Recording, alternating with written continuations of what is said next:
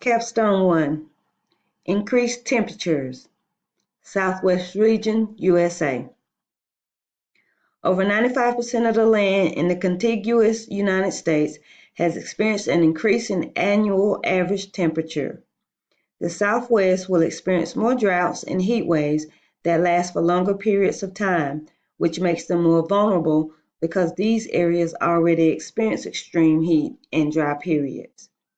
According to the Climate Science Special Report, seasonally, warming has been greatest in winter and covering more regions.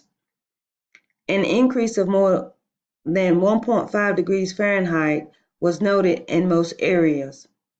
In the summer, the warming did not increase as much. However, for several decades now, the warming average has increased rapidly. According to the Panel on Climate Change, it is likely that human activity has contributed to temperature extremes since the mid-20th century. The reasons are most likely associated with anthropogenic and natural forcings that were observed over regions of North America.